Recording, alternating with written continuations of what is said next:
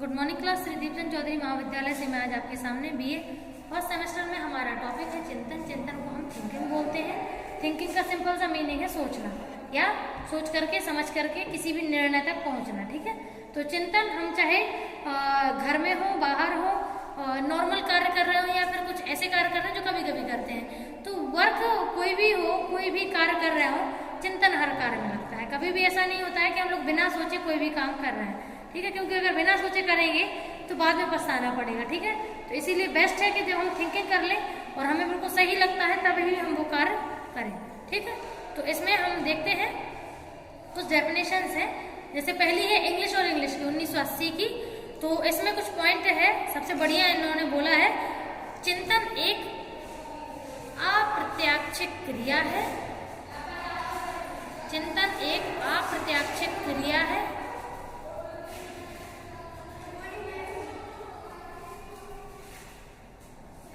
जिसमें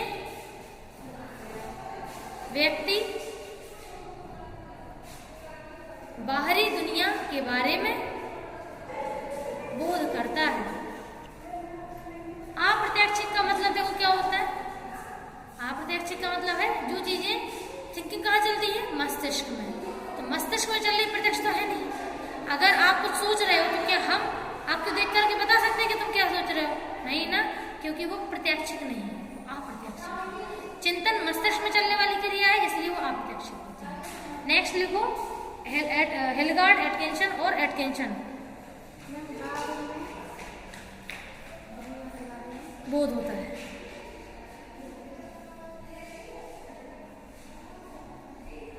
सेकंड में है चिंतन घटनाओं और वस्तुओं का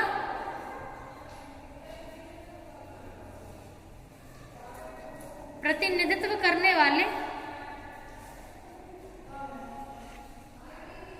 प्रतीकों का उपयोग करके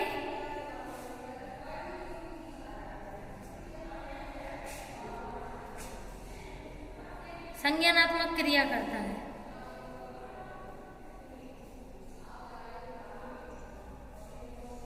देखो इसमें इन्होंने क्या बोला है,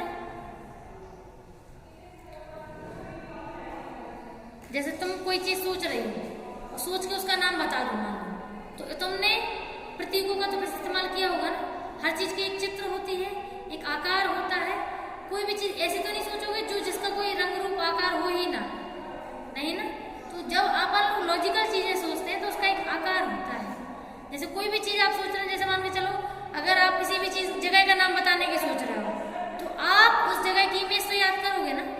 आप उस चीज की इमेज याद करोगे कि आप किस जगह का बोल रहे हो, वो जगह कैसी है। अब आपको नाम याद नहीं आ रहा है, प्रतीक तो आपको याद आ चुका है। अब जब तक आप उसका नाम नहीं बताओगे हम कैसे समझ पाएंगे कि आपके दिमाग में कौन से प्रतीक चल रहा है। तो प्रतीकों का प्रयोग तो हम करते हैं, ठीक है, और बिना प्रतीकों के बारे में हम इमेज बनाते भी नहीं है।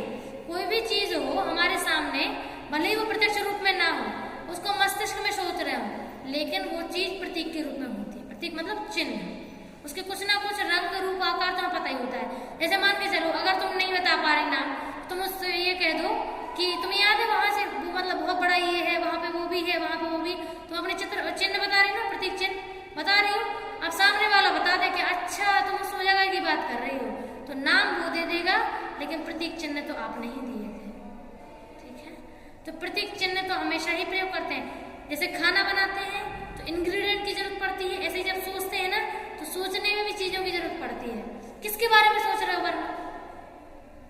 अगर सोच रहे हो तो किसी चीज के बारे में सोच रहे होगे।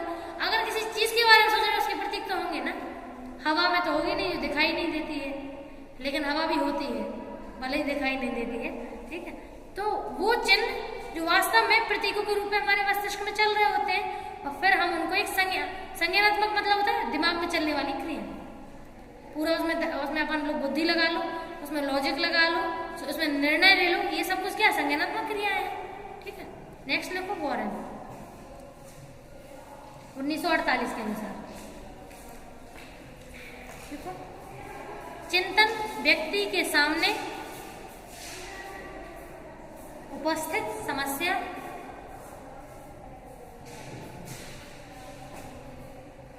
से उत्पन्न विचारात्मक क्रिया है।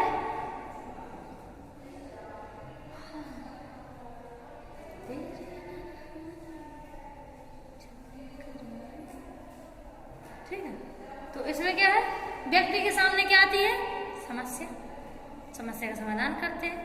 जैसे मान के चलो अपन के यहाँ थोड़ा ट्रेंड ऐसा हो गया, चाहे जैसे कभी कभी मान लो डीपी ही खराब हो जाता है, लाइट चली जाती है। अब लाइट चली गई, घर में अंधेरा है, अब हमें क्या करना है, हमें अपनी, अब तो समस्या आ गई बहुत सारी। पता चले टंकी में पानी नहीं था, पता चला लाइट नहीं तो खाना कैसे बने। ठीक है, तो इतनी एक लाइट के जाने से इतनी सारी समस्याएं आ गई। अब उसका समाधान तो करोगे ना, कि उसी समस्या में बैठे रहोगे। तो समस्याएं हमारे सामने कोई भी आए, हम समाधान करने की कोशिश जरूर करते हैं। ठीक है, तो उसी में हाथ रख के नहीं बैठते हैं। तो ऊपर से जब हम लोग इंसान है तो समस्या का समाधान तो करेंगे ही ना। वो करते कैसे, चिंतन से। फिर सोचते हैं आखिरकार हम इसमें क्या करें, ऐसे किसको, इस प्रॉब्लम को कैसे सॉल्यूशन करें, बस। ठीक है, नेक्स्ट है रेशियल। अब इसमें बात ऐसी हो रही है कि जैसे अपन लोग कभी बड़े बड़े गोल बनाते हैं ना, उसको सॉल्व करने के लिए फिर हम पूरा प्लानिंग करते हैं कि हम अगर, जैसे मान के चलो तुमने कोई बड़ा गोल बनाया कोई भी चीज से रिलेटेड, तो अब तुम छोटी छोटी प्लानिंग तो करोगी ना उसके लिए, कि तुमको ये काम ऐसे करना है, ये काम ऐसे, तभी तो ये कवर हो पाएगा। तो वो बताया इन्होंने, तो इसमें लिखो उच्च स्तरीय समस्या समाधान। उच्च स्तरीय समस्या समाधान में आंतरिक चिंतन को यूज करना, का उपयोग करना,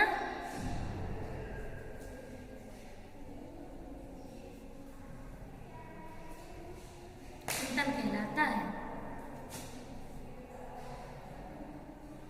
कहेगी जैसे मान के चलो तुम किसी से पूछ रही हो, बताओ इसमें क्या करें क्या नहीं करें। अच्छा ये बताओ रोशनी, सबसे अच्छा सॉल्यूशन कौन दे सकता है? अगर हमारी प्रॉब्लम है तो सॉल्यूशन हम बेस्ट दे पाएंगे, सामने वाला? मैम जिसकी प्रॉब्लम है उससे ज्यादा और कोई समझ नहीं सकता, और उससे ज्यादा कोई सॉल्यूशन अच्छा कोई दे भी नहीं सकता। क्यों? क्योंकि वो अपने अंदर अच्छी तरीके से झांक के देख सकता है ना। तो फिर दुनिया भर से सॉल्यूशन मांगते क्यों है फिर, है ना? फालतू में फॉर्मेलिटीज की जाती है। हाँ ये बात मान सकते हैं कि आप अपने कुछ पहलू सामने वाले के पास रख दो, उसके अनुभव से, उसने जो अनुभव किया होगा अपने जीवन में कि हाँ इस समस्या में ये सॉल्यूशन बेस्ट रहता है, तो अपना अनुभव दे देगा। लेकिन आपसे ये कह नहीं सकता है ना, आप उसकी बात मानते हो। सही बात तो ये है ना? स्वयं का दर्द स्वयं से ज्यादा कोई नहीं समझता। हाँ बिल्कुल सही बात है, सही बात। और फिर वो एक कहानी होती है ना, सुनो सबकी करो मन की, है ना? तो ये ऐसी कहानियां होती है। नेक्स्ट लिखो कागन और हैवमैन की।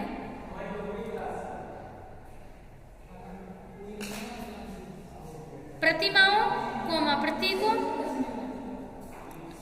कोमा संप्रत्यों कोमा नियमों और अन्य इकाइयों को मानसिक रूप से प्रहसन करना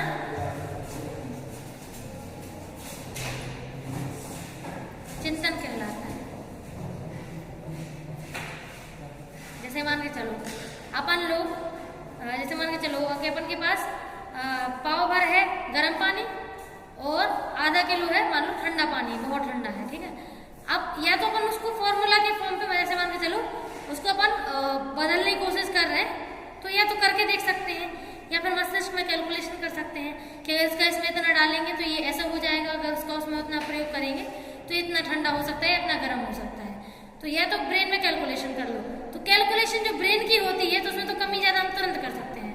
मतलब हम कुछ सोच रहे हो तो उसमें फेरबदल हम तुरंत कर सकते हैं, तुरंत ही हम कुछ सोच रहे हो वो उसमें तुरंत से चेंज करके अपनी थिंकिंग को चेंज करके और कुछ और निर्णय ले सकते हैं। लेकिन जब हम सामने वो चीज करते हैं तो उसको करने में फिर समय लगता है। ठीक है, तो इसमें प्रहसन का मतलब, फेरबदल का मतलब है कि हम जो भी सोचते हैं उसमें हम किसी भी समय किसी भी चीज पे कैसे भी सोच सकते हैं, वो हमारी मर्जी होती है। ठीक है, देखो इसमें हाँ लिख तो लिया है आपने, है ना? तो उसमें है फेरबदल कर सकते हैं, मतलब हम चाहें तो कुछ भी सोच रहे हैं तो हम कोई और चीज ऐड कर सकते हैं तुरंत। थिंकिंग का तो ये फायदा ही है, क्योंकि काम तो पूरा ब्रेन में चल रहा है, तो उसमें कोई प्रैक्टिकली तो कोई काम चल नहीं रहा है कि आपके सामने कोई चीज हो, बिल्कुल नहीं, ब्रेन में है तो कुछ भी कैलकुलेट करते रहो। ठीक है, तुरंत हो जाएगा, समय भी नहीं लगता है उसमें। चलो लास्ट डेफिनेशन देखो हो गई ना। चलो आप समझे इनको, चिंतन की विशेषताएं। इसमें पहला है चिंतन अनेक मानसिक क्रियाएं सम्मिलित होती हैं। तो आप जानते हो कि जब हम थिंकिंग करते हैं तो थिंकिंग में कितनी सारी चीजें होती हैं। इमोशन, जिस समय आप थिंकिंग कर रहे हो उस समय आप महसूस क्या कर रहे हो। अगर आप बहुत अच्छा महसूस कर रहे हो तो थिंकिंग का लेवल कैसा होगा, अच्छा। और अगर आप परेशान होंगे तो क्या आपको लगता है थिंकिंग अच्छी निकलेगी, समस्या का समाधान आप सही नहीं कर पाएंगे, ठीक है। इसीलिए जब व्यक्ति बहुत ज्यादा इमोशनली हर्ट हो उस समय उसको बड़े बड़े निर्णय नहीं लेने चाहिए, क्योंकि निर्णय कभी सही नहीं होते उस समय के, ठीक है। तो बहुत सारी मानसिक क्रियाएं, जैसे मान के चलो हमारा इमोशन है, हमारी बुद्धि है, हमारी अभिप्रेरणा है, ठीक है, हमारी समस्या की क्वालिटी है कि हमें कौन सी समस्या समाधान करनी है, ठीक है, और हमारा मोटिवेशन हो ही गया है, ठीक है। उसके बाद हमारी लर्निंग है, जो चीज हम सीखते हैं मोस्टली उसी के आधार पर चिंतन करते हैं ना। कभी ऐसा हुआ है कि जो चीज कभी सीखी ना उसके आधार पर सोच रहे हैं, तो फिर बहुत सारी मानसिक क्रियाएं सम्मिलित होती है चिंतन में। नेक्स्ट है जटिल मानसिक क्रिया है। तो जटिल इसीलिए बोला गया है क्योंकि केवल एक क्रिया के आधार पर चिंतन नहीं होता है। चिंतन में हमारा चरित्र, हमारी विशेषताएं, हमारे व्यक्तित्व विशेषताएं, ठीक है, हमारी बुद्धि, हमारा अधिगम, सब कुछ उसमें इंक्लूड होता है, इसीलिए जटिल है। जटिल मतलब बहुत सारी चीजें मिक्स होती हैं, ठीक है। चिंतन कभी ऐसा नहीं होता है कि भैया सिंपल सी चीजें सिंपल से थिंकिंग कर ले, बिल्कुल नहीं। अच्छा, जैसे हम सेम प्रॉब्लम आप सभी लोगों को दें, आप लोग सॉल्यूशन अलग अलग दोगे, पता है क्यों? क्योंकि आप लोगों का थिंकिंग का जो लेवल है वो अलग है। क्यों है अलग? क्योंकि आप लोग अलग अलग वातावरण से हैं, आप लोगों के जीन्स अलग है, आप लोगों का वातावरण अलग है, आप लोगों के अनुभव अलग है। इस वजह से आप लोग अलग अलग सॉल्यूशन देते हैं। सेम प्रॉब्लम तो सेम है, तो वही तो जटिल कहलाएगा, ठीक है। नेक्स्ट है चिंतन स्थूल से सूक्ष्म की ओर जाती है। स्थूल मतलब कोई भी मतलब ऐसे कोई प्रॉब्लम आई आपके सामने, अब आपको कुछ नहीं पता उस प्रॉब्लम को सॉल्यूशन करना कैसे, वो स्थूल होती है। और फिर आप बारीकी से सोचते हैं, समझते हैं कि हम इस प्रॉब्लम को कैसे सॉल्यूशन करें कि ये हमेशा के लिए खत्म हो जाए, वो होती है सूक्ष्म, ठीक है।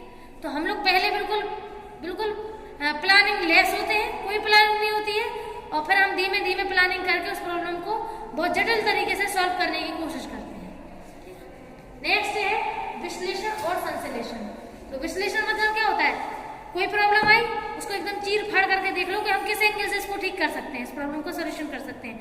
और संश्लेषण का मतलब कि जब प्रॉब्लम का समाधान हो जाएगा ना, समाधान होने के बाद वो समाधान आप अपने अंदर समाहित कर लेंगे, आप अपने अनुभवों में जोड़ लेंगे कि ये चीजें वास्तव में भविष्य में अगर ऐसी प्रॉब्लम आएगी तो हम उसको दोबारा ऐसे ही सही कर लेंगे, इसी समाधान से ठीक कर लेंगे, ठीक है। तो वो कहलाता है हमारा संश्लेषण।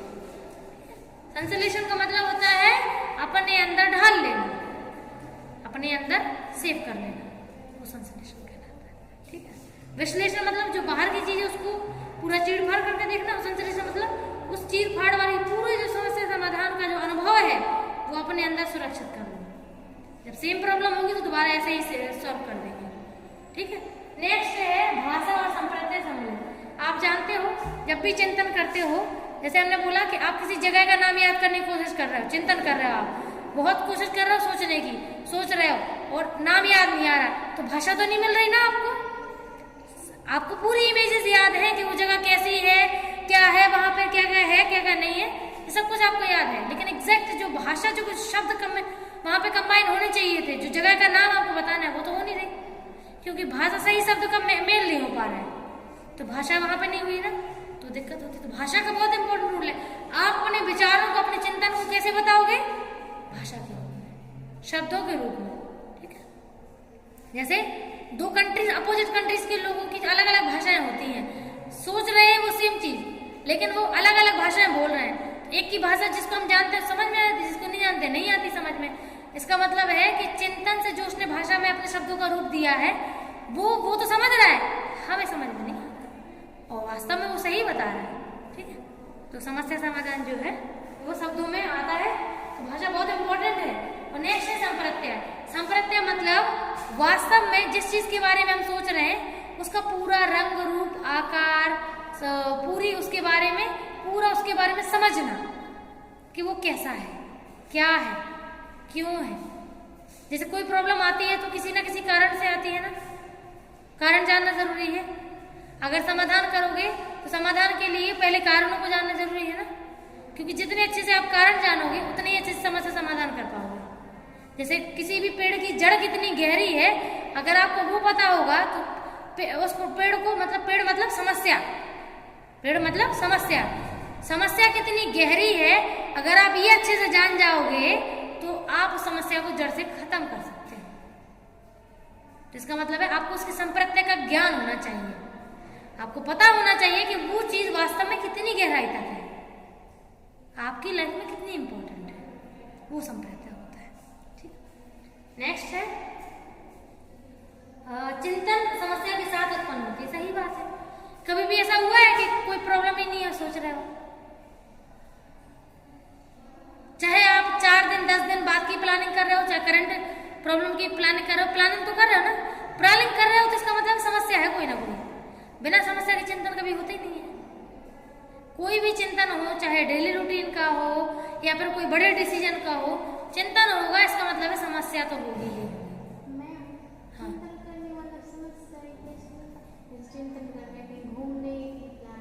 हाँ, तो समस्या नहीं है क्या? नहीं है क्या? जैसे अपन बाहर प्लानिंग कर रहे हैं जाने का, तो वो समस्या नहीं है अपने सामने, बताओ, सोच के देखो। अपन पूरी प्लानिंग बना रहे हैं ना कि हम यहाँ से वहां तक जाएंगे, वहां से यहाँ तक, वहां से हमें ऐसे लेना पड़ेगा, तो इतनी प्लानिंग बनाने की जरूरत ही क्या है अगर समस्या नहीं होती तो? काम जल्दी हो जाए इसीलिए हम लोग को कार्य करते हैं ना, प्लानिंग वाला कार्य जल्दी होने के लिए। तो कार्य जल्दी का मतलब है कि जो बीच में समस्याएं आएंगी ना उसका समाधान करने की कोशिश कर रहे हैं। ठीक है, नेक्स्ट है हाँ समस्या समाधान। तो समस्या के साथ चिंतन उत्पन्न होता है और समस्या समाधान के साथ चिंतन अंत हो जाता है। जहां समस्या का समाधान हुआ वहीं चिंतन खत्म हो गया। ठीक है, और नेक्स्ट है उद्देश्यपूर्ण चिंतन। तो आप हमें ये बताओ, कभी भी ऐसा हुआ है कि वही मतलब चाहे समस्या ले लो चाहे उद्देश्यपूर्ण, चिंतन हमेशा उद्देश्यपूर्ण होता है कि नहीं होता है? बता, होता है ना।